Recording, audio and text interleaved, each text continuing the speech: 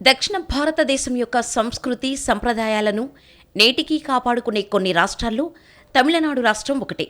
భారతదేశంలో విభిన్న సంస్కృతుల వారు కలిసిమెలిసి జీవిస్తారు. ముఖ్యంగా తమిళనాడు రాష్ట్రంలో వివిధ ప్రాంతాల్లో ఎన్నో రంగురంగుల విభిన్నమైన పండుగలు ఏడాది పొడవునా జరుగుతాయి. ఒక రాష్ట్రం గురించి ప్రత్యేకంగా తెలుసుకోవాలి అనుకున్నప్పుడు ముందు అక్కడ ప్రజలు అనుసరించే సంస్కృతి సంప్రదాయాల గురించి తెలుసుకోవాలి. తమిళనాడు రాష్ట్రంలో అటువంటి ప్రత్యేకతలకు కొదవలేదని చెప్పాలి. చెన్నైలో జరిగే బెలూన్ పండుగతో పాటు తమిళనాడు రాష్ట్రంలో కొన్ని ప్రత్యేక పండుగలు నిర్వహిస్తారు. వీటికి రాష్ట్ర చరిత్రలో ప్రముఖమైన స్థానం ఉంటుంది. తమిళనాడు రాష్ట్రంలో నిర్వహించే కొన్ని ముఖ్యమైన పండుగల వివరాలను ఇక్కడ తెలుసుకోండి.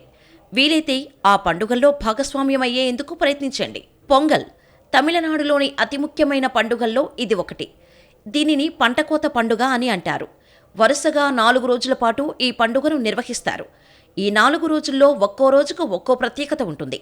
వీటికి అనుగుణంగా ఆచార సంప్రదాయాల మధ్య వివిధ ఉత్సవాలు జరుపుకుంటారు. తమిళనాడులోని ఈ పొంగల్ వేడుకల్లో మొదటి రోజు జరుపుకునే పండుగ భోగి. ఆ రోజున ఇంద్రుడికి ప్రత్యేక ప్రార్థనలు చేస్తారు. కొత్త వస్తువులు కొనుగోలు చేస్తారు. పాత వస్తువులను భోగి మంటల్లో వేస్తారు. రెండవ రోజు థాయ్ పొంగల్ను నిర్వహిస్తారు. ఈ సందర్భంగా వివాహమైన జంటలు కొత్త వస్త్రాలు ధరించి చెరకు, కొబ్బరిని నదికి సమర్పిస్తారు. మూడవ రోజున పవిత్రమైన ఆవులను ప్రత్యేకంగా అలంకరించి పూజిస్తారు. చివరి రోజున పంట పండుగను నిర్వహిస్తారు. దీనిని కానుం పొంగల్ అని అంటారు. కుటుంబ సభ్యులు, బంధువులు కలుసుకొని బహుమతులు ఇచ్చిపుచ్చుకొని పండుగకు మంచి ఆనందకరమైన ముగింపు ఇస్తారు. పండుగ రోజున ఓ ప్రత్యేక వంటకాన్ని తయారు చేస్తారు. దీనిని కూడా పొంగల్ అనే పిలుస్తారు. చేతికందిన పంట నుంచి సేకరించిన బియ్యాన్ని ఉడికించి తయారు చేసే ఈ వంటకాన్ని మొదట సూర్యుడికి, తర్వాత ప్రజలకు అందిస్తారు. మహిళలు ఇంటి ముందు రంగురంగుల రంగవల్లులను ఏర్పాటు చేస్తారు. పండుగ నెలంతా కూడా ప్రజలకు ఎంతో ప్రత్యేకంగా ఉంటుంది. ఈ నెలను మర్గలి అని అంటారు. తేదీలు జనవరి 15 నుంచి 18 వరకు. తైపూసం తమిళనాడులోని తమిళ క్యాలెండర్ ప్రకారం తై నెలలో పౌర్ణమి రోజున తైపూసం పండుగను నిర్వహిస్తారు. మహాశివుని చిన్న కుమారుడు ఈ రోజున జన్మించినట్టు చెబుతారు. అతడి పేరే సుబ్రహ్మణ్యేశ్వర స్వామి. ప్రజలు ఆ రోజున సుబ్రహ్మణ్యేశ్వర స్వామి ఎదుట కొన్ని ప్రతిజ్ఞలు తీసుకుంటారు. ఆ ప్రతిజ్ఞలను సుబ్రహ్మణ్యేశ్వరుడు ఎప్పటికీ కాపాడతాడని నమ్ముతారు. ఈ పండుగ రోజున నిర్వహించే ముఖ్యమైన ఆచారం కావడి మొయ్యడం. ఒక చెక్క కర్రకు 2 చివరలా కుండలు ఉంచిన కావడిని భుజాన మోసుకుంటూ వెళ్తారు. ఈ ఆచారం నిర్వహించేవారు పండరన్ శైలిలో దుస్తులు ధరిస్తారు. వీరు ఖాళీ కుండలతో మొదలుపెట్టి దారి పొడవునా భిక్ష అడుగుతూ వాటిని నింపుతారు. ప్రత్యేకమైన కొన్ని ఆచార పద్ధతుల ద్వారా భక్తులు భగవంతుడికి మరింత దగ్గరైనట్టు అనుభూతి చెందుతారు. ఆలయం వరకు కొంతమంది పాదరక్షలు లేకుండా వీధుల గుండా నడుచుకుంటూ వెళ్తారు. ఆ రోజున జరిగే మరో ఆసక్తికరమైన ఆచారం అగ్ని కావడి. భక్తులు భుజాన కుండలను ధరించి పాదరక్షలు లేకుండా నిప్పుల గుండల్లో నడుస్తారు. మరికొందరు శూలాలను ఒంటికి, నోట్లో గుచ్చుకొని భగవంతుడితో కలిసి ఊరేగింపుగా వెళతారు. తేదీ ఫిబ్రవరి 8. కార్తికై దీపం మనిషి జీవితంలో సానుకూల దృక్పథానికి, మంచి ఫలితాలు కలగటానికి ఆరంభంగా డీపీల పండుగను నిర్వహిస్తారు. దీనినే కార్తికై దీపం అని అంటారు. తమిళనాడులోని వివిధ పండుగల గురించి తెలుసుకోవటానికి తమిళ క్యాలెండర్ ముఖ్య పాత్ర పోషిస్తుంది. దీని ప్రకారం నవంబర్ లేదా డిసెంబర్ మాసంలో కార్తికేయను నిర్వహిస్తారు. ఈ రోజున కార్తికేయ్ అనే నక్షత్ర రాశితో చంద్రుడు కలవటం వలన దీనికి కార్తికేయగా పేరు వచ్చింది. ఈ పండుగ ప్రజలకు మంచి చెడుల వ్యత్యాసాన్ని తెలియచేస్తుంది. పేదవారు కూడా ఆందోళనలను అన్నిటినీ పక్కన పెట్టి కొత్త బట్టలు ధరించి సంతోషంగా గడిపేందుకు ప్రాధాన్యతనిస్తారు. ఈ సందర్భంగా బంధువులను కలుసుకొని బహుమతులను ఇచ్చిపుచ్చుకుంటారు. ఈ పండుగ వెనుక ఉన్న కథ కూడా తెలుసుకోవటానికి ఎంతో ఆసక్తికరంగా ఉంటుంది. మహాశివుడు ఈ రోజున భూమిపై సాక్షాత్కరించినట్టు చెబుతారు.